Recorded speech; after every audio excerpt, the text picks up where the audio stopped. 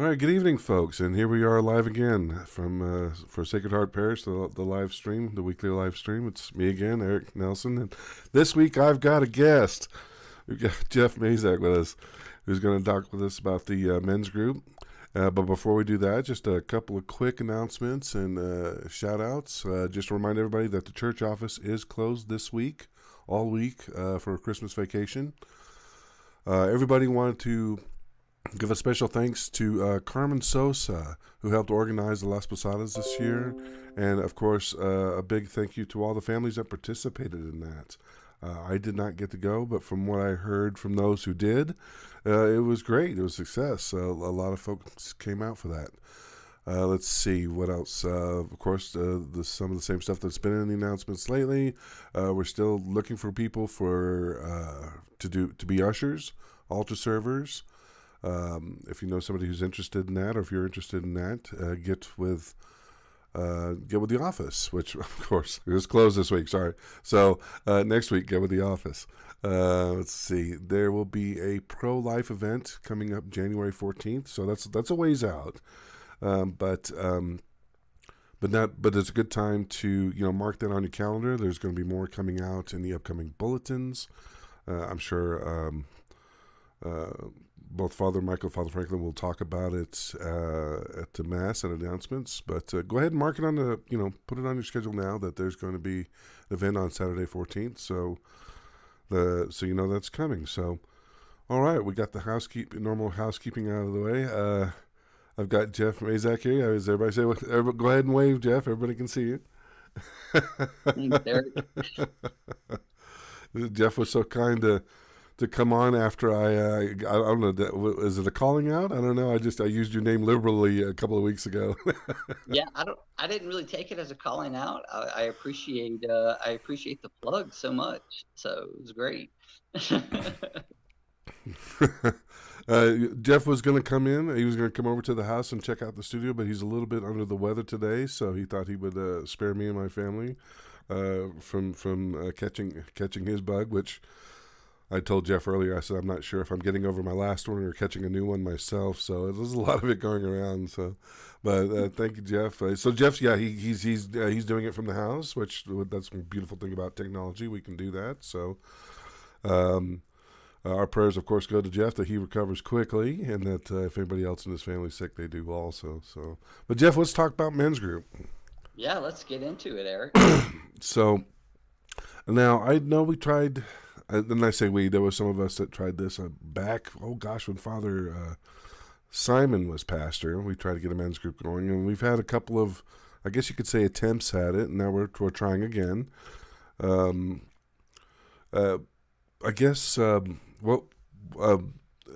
I guess, you're taking charge of this now? Is this kind of your ministry for now? Yeah, for sure. So, um, I am not proclaiming to be the know-it-all leader, but I think it's something that's important and needed is to have the men have a spot to get together and a time to just to support each other and help each other along the path of being Catholic men in today's society. There's so much wildness going on out when you watch the news and you read the newspapers and everything else and social media and here and there, and it causes you a little bit of sometimes a little indigestion and a little anxiety. And the Lord tells us not to be worried. So, um, as men, to be spiritual leaders of the family and just a group of men,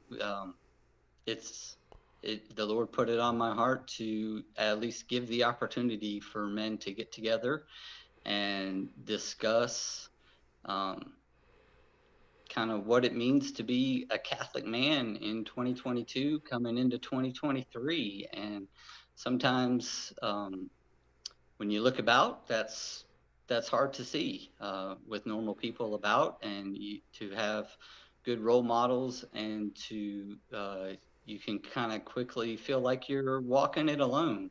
And so we're pretty much just going to be there to let all the men know that you don't got to do it alone. You don't have to shoulder it yourself. That's a tendency too many times that uh, as men we're guilty of, is is trying to take everything upon ourselves and carry all the crosses for ourselves as much as we can. And too many times we neglect our own selves and our own spirituality. And that's what the men's group is all about. So for the young guys to the more experienced people in the faith, and the guys like myself that had been away from the church for a long time and decided the Lord finally called us home and realized maybe I didn't pay the best attention in catechesis class way back in the day. And I need to learn a lot more about my faith and realize that I'm not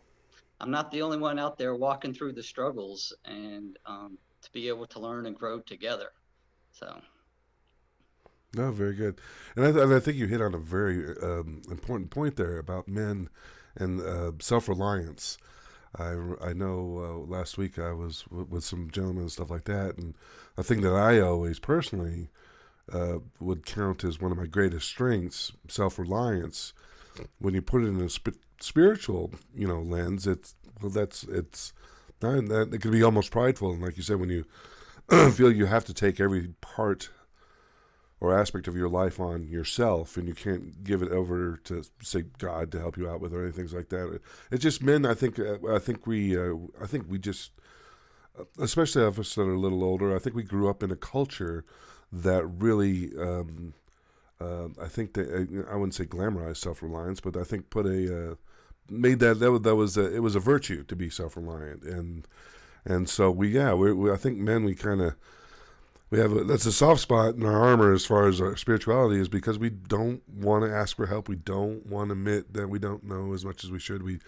We think as long as we keep our chin up, we can forge forward alone. That like you said, being the head of the family, being the one everybody looks to, that we can, if we're not careful, we can definitely slip into a pattern of I got this. You know what I mean? And just that phrase right there, I got this. I got this. And sometimes sometimes I think as men we have to sit back and say, maybe I don't have this. Maybe I need to learn more, need more help.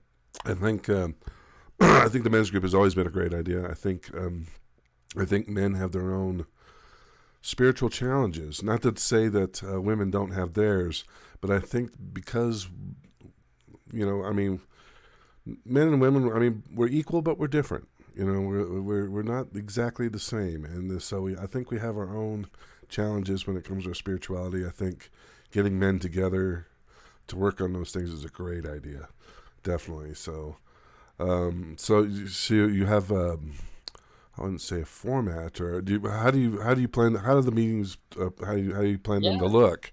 Is it going to be 1 week prayer group, maybe 1 week catechesis, 1 week campfire songs? I think men should sing together. I know this sounds You know, crazy, but I think it's awesome when men sing together. I think it really pulls you know them what? together, and it's a good way to express yourself spiritually. I love that idea. I'm going to pencil that one You in, and should make them sing I'm, something every day at the I'm going very to make a beginning. At the request very beginning. that our new deacon in formation here is going to come and lead us in those prayers or those hymns together. I like that idea. So I as need to far come as by and say format, hi. it's to be honest with you, it's not a set format. It is um,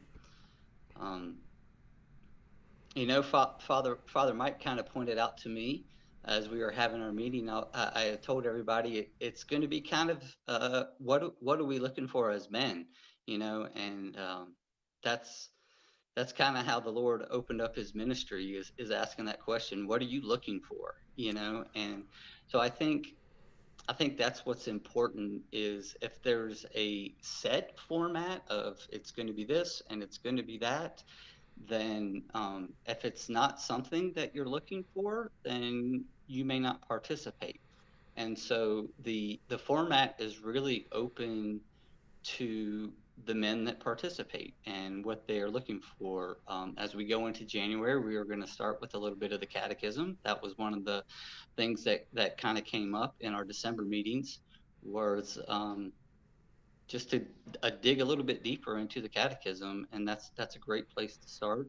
Yeah. Um, but we're really it's open for everyone's input because everyone is walking the road a little bit differently. We all have different paths and different journeys, and everyone has different needs. And so, if it's a video series or some Bible study discussion on the Bible to help people understand just a little bit of, and I'll be honest, when the first time I sat down and cracked uh, open the scriptures, it was a little tough to read, especially if you're used to 2022 current lingo. It doesn't quite line up with a couple thousand years ago. And a lot of times you get into reading spiritual books from the saints and different things, and it doesn't really resonate with you. And sometimes you need a little bit of current translations for that. And so we're going to have a little bit of that. We're going to have some catechesis to help us understand what we do and why we do it when we go to Mass and as Catholics, and what our faith is all about to grow deeper in it. We're going to have some video series. We've got one member that is just super awesome that has already invited us over to cook dinner to have some fellowship and some growth outside of just the formal confines of being at Sacred Heart. Oh, wonderful. I'm looking to try to do about once every 6 weeks, maybe a type of fellowship where it's a bowling night or go to shoot pool and just kind of get out and relax and understand about true friendship, what good Christian friendship is all about.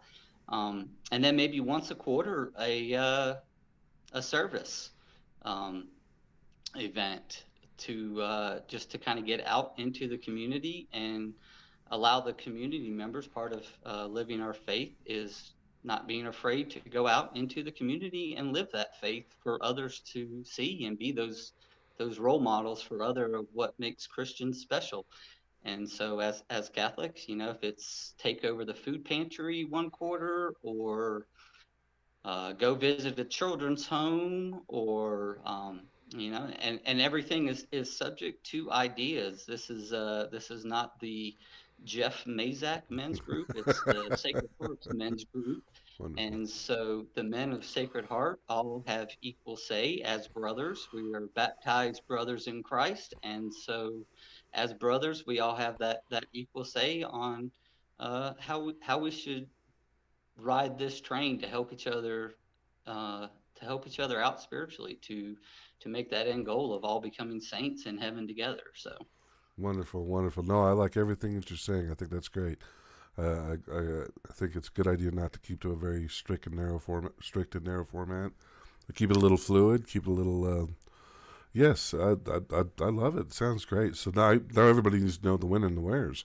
So everybody out there who's interested in coming to the next meeting, where do they need to go and when do they need to be there? yeah, so the next meeting is going to be, and pardon me for not having my calendar in front of me. I believe it's the 9th of January. We meet on Mondays at 5:30.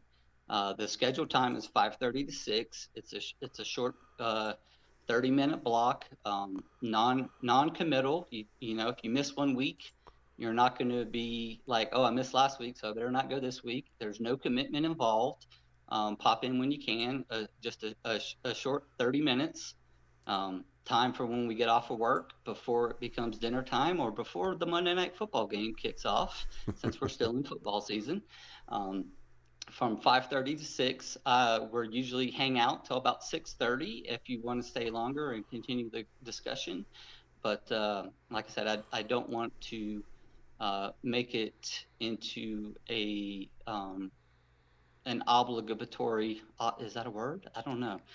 To make it seem like you have to make this commitment to it. It's open for the needs of each individual person, but I'm there in the school from 5:30 to 6:30 every Monday night. The official meeting's 5:30 to 6. There will be a few times here and there where we may like I said, go off location from the school. But I will make sure that those announcements get put out and ahead of time, so people know that we are doing something a little bit different if you happen to miss the week prior. Um, and I would say a specific room in the school, but I'm going to be 100% honest. Monday nights in the school are a little bit busy. There's RCIC and RCIA, and the grief ministry also meets. So currently we are meeting in the library, but that is subject to change once the grief ministry starts back up. We may be in a different classroom, but if you just walk into the school, there will be something posted as soon as you walk in the door to let you know exactly what room we're in. But Monday nights, 5:30, come stop by and hang out with us. Sounds great. So not January 2nd. You're on hiatus Not January for 2nd. next week, We're but starting back up on the 9th. Yeah, I double checked the calendar. You're right. That's the 9th. So, okay. Thank you. So, yep. Okay. So that's it. Mondays starting January 9th, 5:30 to 6:30 at the school. It'll be somewhere at the school, so that's fine. Get to the school, you'll get there. Well, great. Jeff, I appreciate you coming on. I know you were wanting to come by and see the disaster area that's the studio, but we'll get you back in soon for some, either to talk about more men's group or something else. I'll have you come by. So, um, thank you so much. I know you're not feeling that great. You did awesome, though. You're I think you're better at this than I am. Maybe I should have you take over the live stream. You're a very comfortable talker, so. Hey, Eric, just a quick plug. I know off your past couple live streams, you were looking for further guests. So not to name drop folks, but I'm going to go ahead and name drop. My wife Tina volunteered to come in and be a guest to talk with you and the rest of the parish more about the homebound ministry and what that's all about, and to see if that's something people may be interested in. So maybe sometime in the near future we could have her on as a guest as well. Oh yeah, homebound. I guess I'm not familiar with this ministry, so yeah. No, that would be great because yeah, I'd love to talk to her about that because I'm not familiar with this. So yes, we will work that out. Yes, yay, more guests. All right. As far as the multi-stream chat line, nobody with questions, but we did a couple of highs from some of the folks. Debbie Galvan and the Candelarias, they said hi, but no questions. So I guess we're good to go. And there's nothing more else to say than good night, God bless, and we'll see you next week. Thanks so much, Eric. I appreciate it. Well, thank you, Jeff. God bless you. Good night.